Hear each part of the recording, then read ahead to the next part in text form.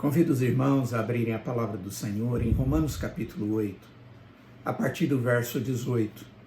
E nós estaremos continuando o nosso estudo nesse texto, que começamos a semana passada, até o verso 30. Então, Romanos capítulo 8, do verso 18 ao verso 30, diz assim a palavra: Porque para mim tenho por certo que os sofrimentos do tempo presente não podem ser comparados com a glória a ser revelada em nós. A ardente expectativa da criação aguarda a revelação dos filhos de Deus, pois a criação está sujeita à vaidade, não voluntariamente, mas por causa daquele que a sujeitou, na esperança de que a própria criação será redimida do cativeiro da corrupção para a liberdade da glória dos filhos de Deus. Porque sabemos que toda a criação, a um só tempo, geme e suporta angústias até agora. E não somente ela, mas também nós que temos as primícias do Espírito, igualmente gememos em nosso íntimo, aguardando a adoção dos filhos, a redenção do nosso corpo. Porque na esperança fomos salvos. Ora, esperança que se vê não é esperança, pois o que alguém vê, como espera? Mas se esperamos o que não vemos, com paciência o aguardamos. Vamos orar? Ó Deus, nós abrimos a Tua palavra, lemos a Tua palavra e pedimos que agora o Teu Espírito venha nos iluminar para que possamos compreendê-la de maneira correta. Que o Senhor venha nos edificar. Que o Senhor venha, ó Pai, fazer a Tua obra através da Tua palavra em nós, para a Tua glória, em nome de Jesus. Amém.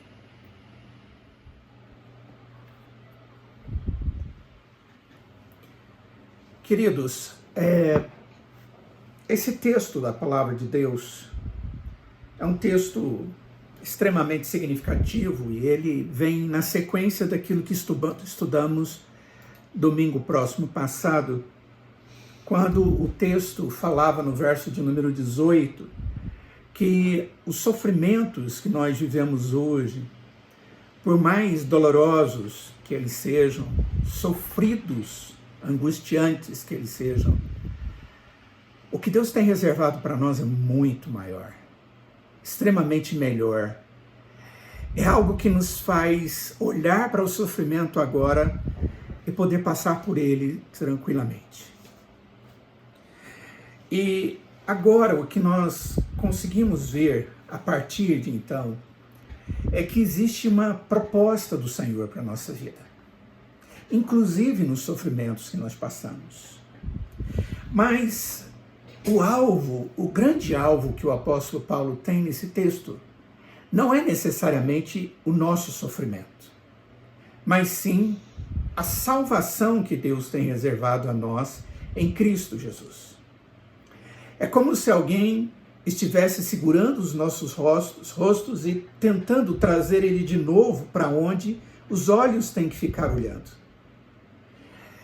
É mais ou menos essa a ideia. Eu hoje à tarde, pensando um pouco a respeito desse texto, eu pensei em algo que sei que é algo exagerado, mas eu me lembrei dos meus tempos de infância, quando eu via aquelas pessoas passando de carroça na porta de casa. Em Minas, tinha muito disso.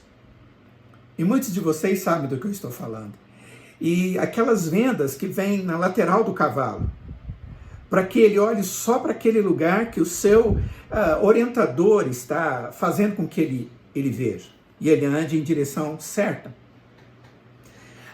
Paulo está fazendo com que os crentes de Roma não percam de vista aquilo que é o foco da vida deles. E o foco da vida deles era Deus, a graça de Deus, e mais especificamente a salvação que há em Cristo Jesus através da fé. E ele vai falar um pouquinho mais a respeito desse tempo, esse gemido que existe aqui no texto. Ele diz que existe algo maravilhoso para nós, essa salvação. E agora ele diz no verso de número 19 que existe uma expectativa da criação. Ele tira agora o nosso foco de nós, mas sem perder a ideia da salvação nossa, e diz que a própria criação tem uma expectativa da revelação dos filhos de Deus. E aí ele vai desenvolver e vai nos ensinar isso. Nessa sessão, ele nos apresenta um paralelo. Ele diz, olha, a criação, ela espera ansiosamente a revelação dos filhos de Deus. Mas essa criação, por causa do pecado, foi fadada à futilidade, à ausência de capacidade de produção na medida que deveria, como foi criada. E ele diz, e a criação geme por causa dessa realidade, e sofre as dores de parto até agora, dizendo, olha, aquilo aconteceu lá atrás por causa do pecado do homem, até agora essa criação está gemendo. Mas essa criação, como ele diz no verso de número 21, ela será libertada de sua escravidão. A grande verdade, queridos, é que o pecado do homem afetou mais do que apenas o homem. Deus criou o mundo e confiou esse mundo à guarda do homem, à gerência do homem. O homem era o chefe geral de todo o planeta Terra. O seu pecado impactou tudo nesse planeta. E isso é importante. A queda da criação não foi devida a uma falha da criação. O mundo não foi criado para ser um lugar ruim.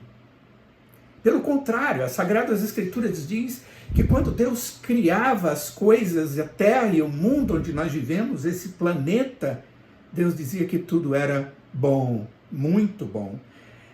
Contudo, tornou-se um lugar ruim por causa de uma maldição que foi lançada sobre a terra por causa do pecado de Adão, por causa do pecado do homem e, consequentemente, do nosso pecado. A partir de então, a criação tornou-se escravizada. A sua utilidade ficou comprometida. Mas com essa escravidão veio uma promessa de libertação. Uma libertação que somente o Senhor pode promover. E Ele verdadeiramente promove. A criação é retratada aqui nesse texto como uma mãe que está prestes a dar à luz. Aquelas que são mães aqui certamente vão saber falar muito melhor a respeito disso ou compreender melhor isso do que nós homens. Não é um momento muito confortável o momento do parto. A expectativa é grande. O desejo de ver a carinha do neném é fabulosa. Mas é um momento de dores, é um momento de gemidos, é um momento de sofrimento. Mas tudo bem, porque algo está a caminho e fará valer a pena toda a dor atual. O que está a caminho é descrito como a revelação dos filhos de Deus. Essa palavra revelação que nós encontramos aqui no texto é a palavra grega apocalipse, que vem a palavra apocalipse ou revelação. É alguma coisa que está encoberta e que vai ser descoberta e vai poder ser vista. É a mesma palavra da qual nós vamos ver Deus falando de coisas futuras que estão sendo reveladas antes que elas venham a acontecer no último livro da Bíblia. É uma palavra composta, feita a partir da junção de duas palavras gregas que dão exatamente essa ideia. E o que o texto está dizendo é, está chegando esta revelação. Há algo oculto que um dia será revelado. Você entende isso? O que vai ser revelado? Essa é a grande pergunta. Mas o próprio texto, ele diz o que vai ser revelado. E o texto diz que o que será revelado são os filhos de Deus. Estes serão revelados. Somos nós. O que será revelado são aqueles que verdadeiramente são os filhos de Deus. Está chegando um dia em que o Filho de Deus retornará, voltará a esse mundo. Mas aqui nesse texto ele não está sendo mencionado. Não é ele que está sendo falado, apresentado. O que nós lemos aqui no verso 19 é dos filhos de Deus, no plural. A criação está pronta como uma mãe aguardando a chegada dos filhos de Deus.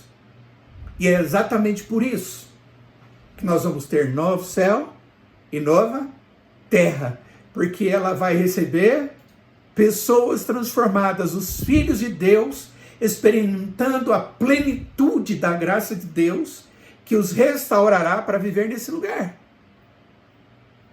Mas até lá, diz o texto, existe um gemido da criação, uma expectativa, uma grande expectativa da criação.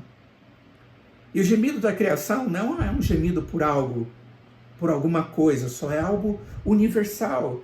O versículo de número 22 diz que quem geme é toda a criação, dando-nos uma ideia que toda ela foi comprometida, mas toda ela aponta para uma expectativa de também receber bênção da parte de Deus como misericórdia, como bondade. Sabe, queridos, o gemido da criação é o resultado do pecado do homem. O homem que recebeu a guarda, Adão, que recebeu a guarda, de modo que a sua queda no pecado, aquele momento em que ele desobedece o propósito de Deus, resultou na sua própria queda e na queda do mundo. Foi como resultado direto do seu pecado que a terra foi amaldiçoada. E Adão foi informado por isso, por Deus, em Gênesis capítulo 3. Mas isso não é tudo. O texto diz que a criação também sofre com o pecado contínuo de Adão. O problema é que Adão não simplesmente pecou, depois ele se tornou um pecador. Antes ele era um santo, puro, sem mácula. A partir do seu pecado ele se torna um pecador. E nós somos descendentes de Adão, nós somos pecadores. Foi o único homem que trouxe todo o peso de condenação para si e o restante da raça humana, mas também para toda a criação. Mas também é através de um único homem, Jesus Cristo, que toda a criação é redimida. E a plenitude desta redenção será vista na revelação dos filhos de Deus. E isso haverá de acontecer. E é maravilhoso demais, irmãos, saber que a obra que Deus está fazendo, e mesmo que as consequências do pecado sejam tão grandiosas sobre a nossa vida e sobre a criação, Deus é gracioso o suficiente para tornar esse gemido uma expectativa. E uma expectativa boa, não só para a criação, mas principalmente para nós, os filhos de Deus. Mas o texto nos mostra mais uma coisa. O texto nos mostra uma promessa de salvação. No verso de número 23 diz assim: e não somente ela, a criação, mas também nós, que temos as primícias do Espírito, igualmente gememos em nosso íntimo, aguardando a adoção de filhos, a redenção do nosso corpo. Nós vimos no verso de número 22 que a criação geme. Agora nós vemos que também gememos dentro de nós mesmos. Não só a criação geme, mas nós também gememos. A criação está passando pela ausência de plena fertilidade, porque agora existem vermes, existem pragas, existem coisas daninhas, mato, que prejudica a fertilidade. Nós também estamos passando por um momento difícil. E é exatamente a respeito disso que Romanos capítulo 7 fala. A boa notícia é que o dia da redenção está chegando. Quando nós olhamos para tempos como esses, não foram poucos aqueles que me procuraram e perguntaram: pastor, isso quer dizer que o tempo está chegando? E é claro que eles estavam perguntando a respeito da vinda do Senhor Jesus. Algo que eu posso lhes dizer com muita convicção é de que hoje está muito mais perto do que ontem. Porque, na verdade, todos aqueles sinais que a Escritura traz em Mateus capítulo 24, 25, a respeito da vinda do Senhor Jesus, estão ocorrendo desde que Jesus veio pela primeira vez. Mas a ideia que a Escritura traz é que isso vai se avolumar, vai se tornar mais intenso. E quando nós vemos coisas como essa, que nunca vimos antes, é algo muito intenso. E nós podemos dizer: Deus está nos dando mais do que nunca sinais. Os judeus, queridos, eles tinham uma festa muito importante para eles, chamada Festa das Primícias. Ela acontecia no primeiro dia da semana seguinte à Páscoa.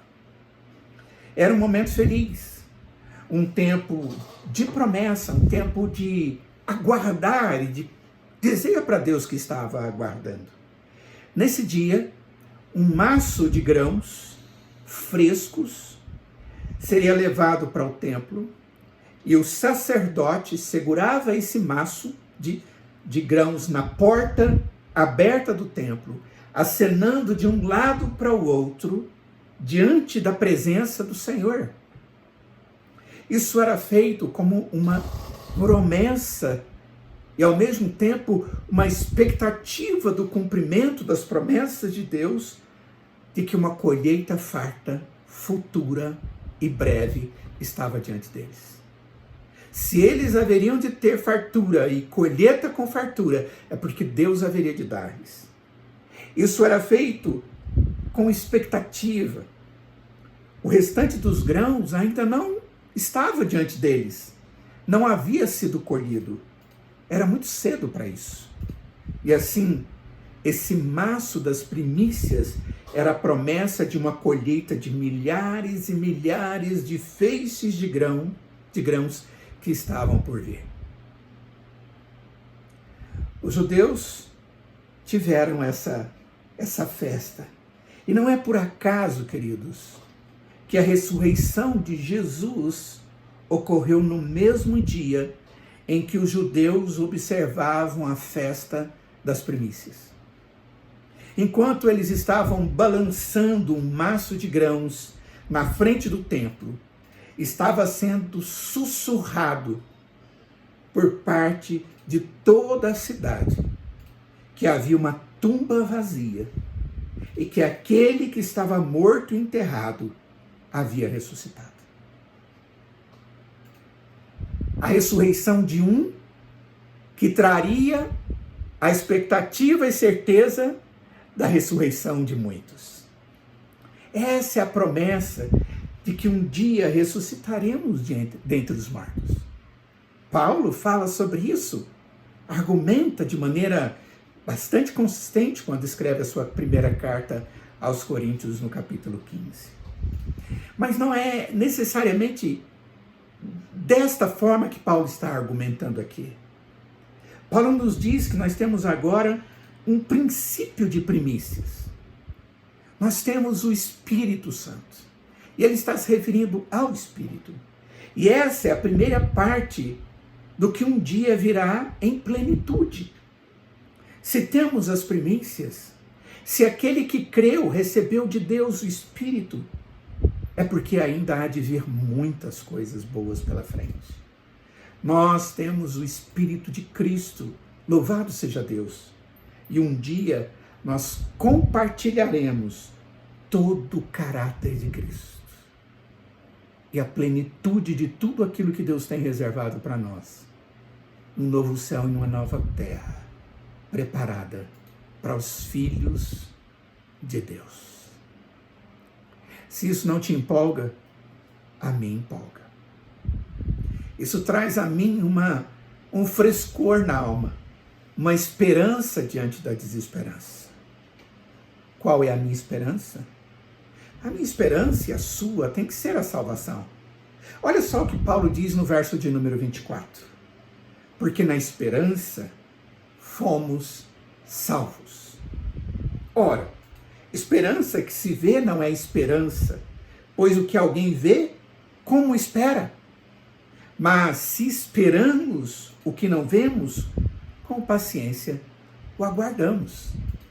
Paulo diz que fomos salvos na esperança.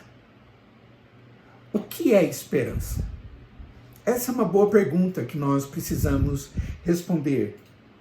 É uma expectativa confiante no futuro. Isso é esperança. É quando eu vejo o futuro e tenho expectativas com ele. E nesse aspecto, existe uma pequena diferença entre esperança e fé, apesar de estarem intimamente ligados. A fé olha para o que existe agora e confia nele. Nós olhamos para Cristo, para o objeto da nossa fé, sabemos que ele é verdadeiro, cremos nele. Já a esperança aguarda com expectativa o que está por vir, porque nós cremos em Cristo. A esperança daquilo que virá, por causa daquilo que nós cremos. A fé olha para o presente. A esperança concentra-se no futuro. A fé baseia-se no caráter do objeto da nossa fé, o caráter santo, verdadeiro e único do Redentor, Cristo Jesus. A esperança, ela baseia-se em nossa fé, na promessa que o objeto Jesus Cristo fez, de que todo aquele que nele cresce teria a vida eterna. Nós somos salvos por causa do Deus da nossa fé, e por isso nós temos esperança. A esperança, ela olha para o futuro, para obter algo que eu não tenho agora. E isso significa que a esperança, ela é sempre invisível. Isso nem sempre é verdade com a fé. A fé pode estar naquilo que é visto, ou naquilo que é invisível. Nós não vemos e ainda acreditamos. Mas a esperança não vê. A esperança é naquilo que está por vir. E é por causa disso que diz o texto, que nós somos salvos por aquilo que Deus nos promete em Cristo Jesus. E nós não vemos. No verso 20, é dito que a criação estava sujeita à corrupção. Estava infértil, inutilizada, comprometida. A corrupção significa que por mais que tentemos reverter o processo, ele está fadado ao fracasso. O oposto da corrupção é a esperança. Eu quero lhes dizer que Paulo está dizendo àqueles irmãos que eles não podem perder a esperança diante de situação nenhuma. Outra coisa que o texto nos traz é a intercessão de Deus por nós. É a intercessão da salvação. Diz o texto também, o Espírito semelhantemente nos assiste em nossa fraqueza, porque não sabemos orar como convém, mas o mesmo Espírito intercede por nós sobremaneira com gemidos inexprimíveis.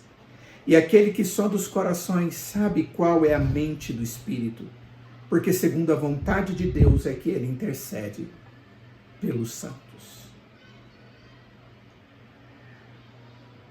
Agora acabamos de falar daquilo que não vimos. E agora Paulo continua nos falando de outra coisa que não vemos. O ministério do Espírito Santo de Deus por nós. Você já chegou a um ponto em que percebe que as suas orações são inadequadas? Parece que não chegam aos céus? Mas tudo bem, O que Paulo está dizendo é, tudo bem, o Espírito Santo está trabalhando por você, ele está intercedendo por você, ou em seu lugar, na presença do Pai. Naquele momento em que a dor, a angústia, o sofrimento, as dúvidas, as dificuldades acontecem, e quando nós nem conseguimos achar que Deus está nos ouvindo, é exatamente aí que o Espírito intercede por nós com gemidos inexprimíveis. O que são esses gemidos inexprimíveis?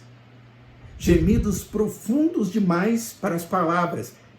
Essa ideia de gemidos inexprimíveis.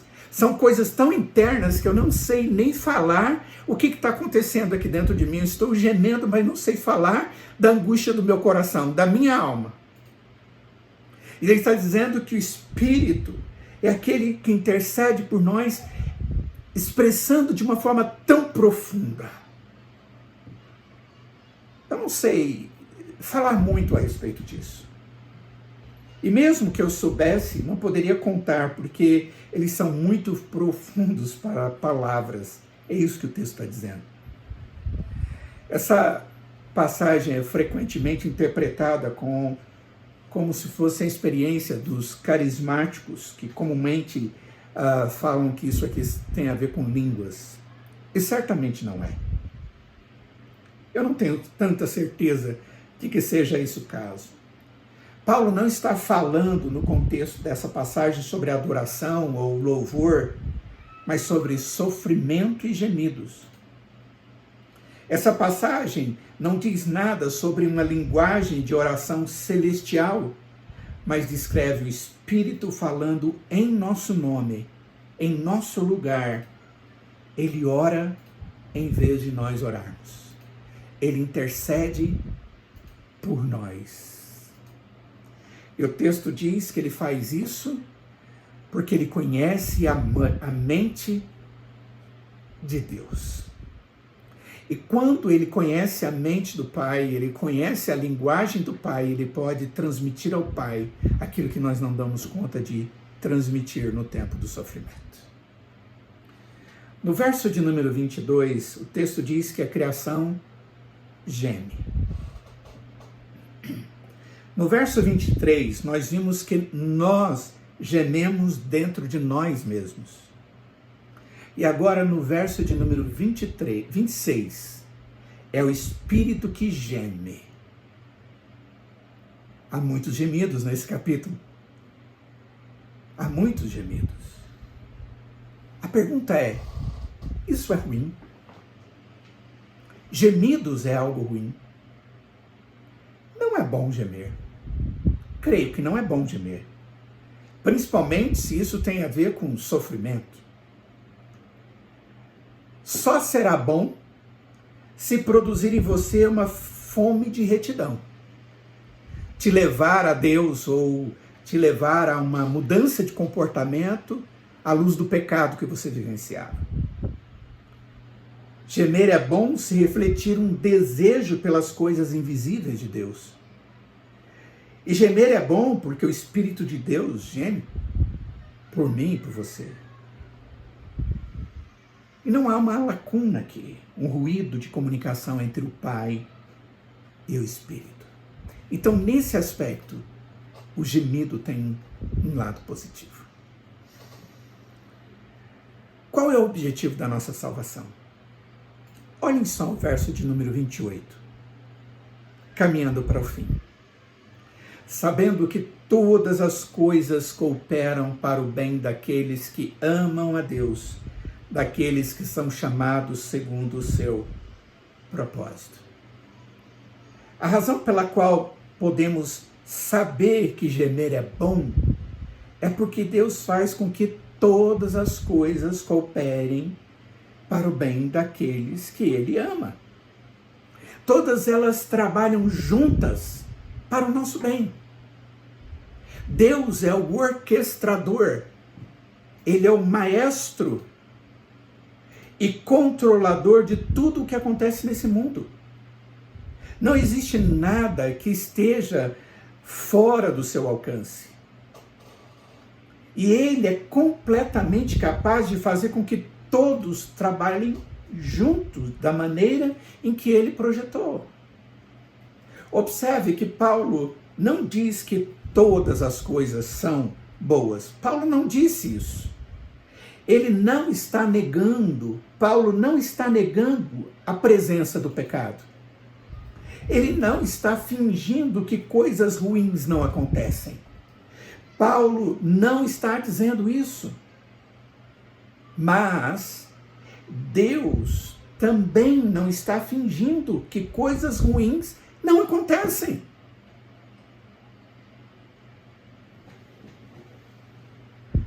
E usá-las de tal maneira que elas resultem no melhor para o seu povo. Vocês lembram da história de José? No finalzinho do livro de Gênesis. Os irmãos de José procuram José, tomam a José e planejam um plano para machucá-lo, maltratá-lo. Para esse fim, eles fizeram algumas coisas bastante ruins.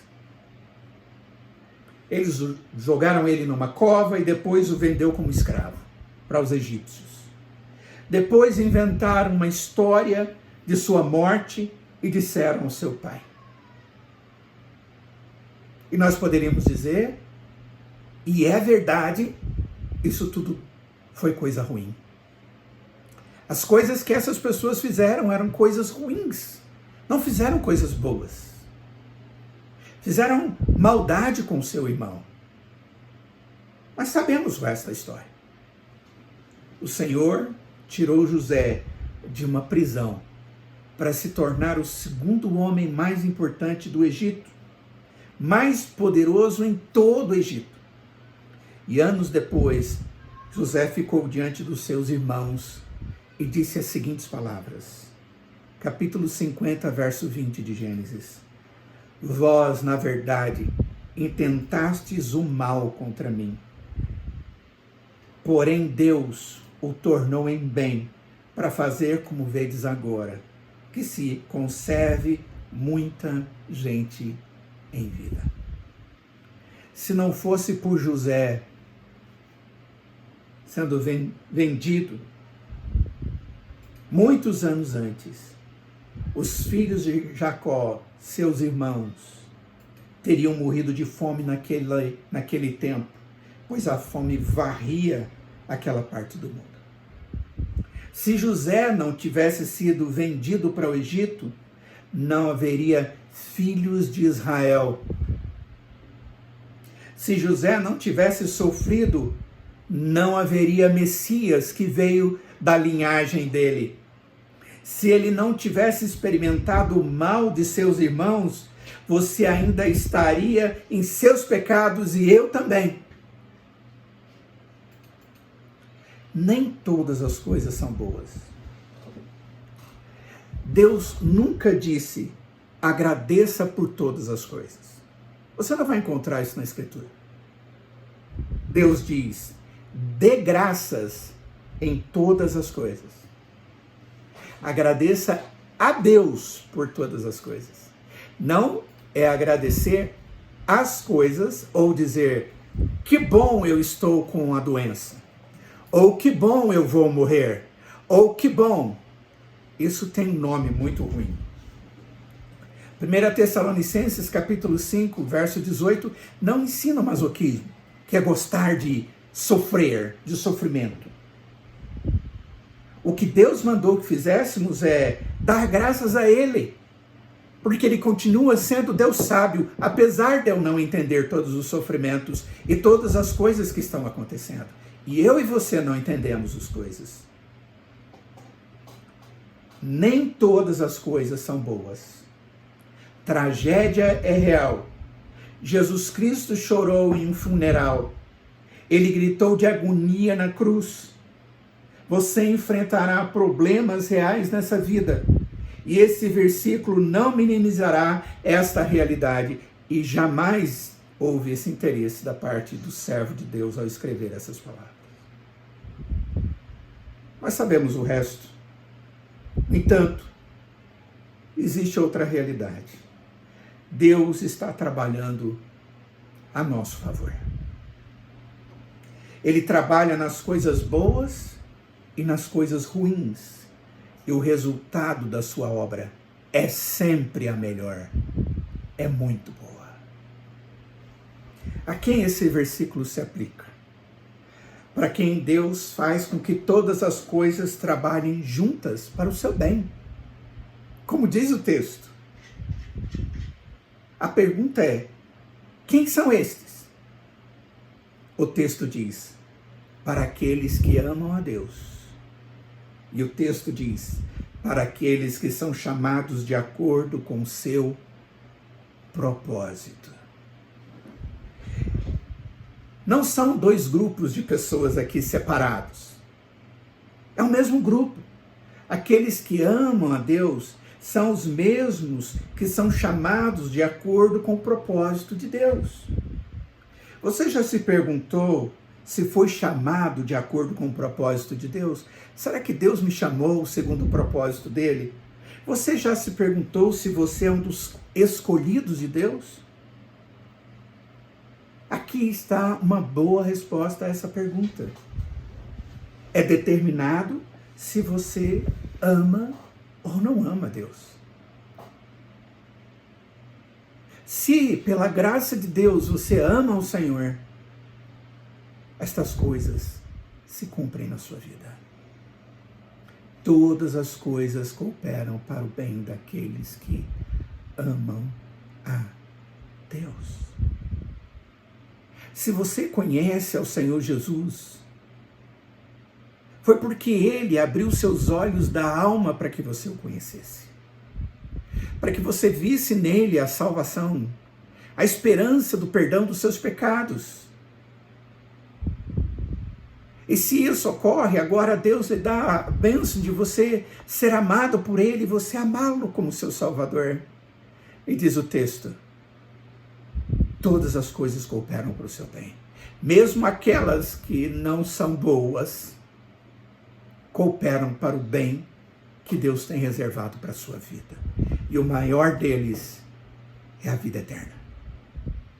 Louvado seja Deus. Queridos, concluindo, o que quero dizer aos amados é que Deus é um Deus sábio. Nunca duvide disso. E na sabedoria dele, aprove ele colocar lutas na nossa existência. Situações a serem enfrentadas. E cabe a nós, nesse momento de crise, darmos testemunho da fé que o Senhor nos deu. Esse é o momento de nós chegarmos na presença de Deus e glorificarmos a Ele, apesar do nosso sofrimento, e de muitos. Mas também de pedirmos a Deus para que torne todos aqueles que ainda não o conhecem, torne os seus olhos para o alto, para que possam contemplar o único e verdadeiro Redentor. Não só o libertador do Covid-19,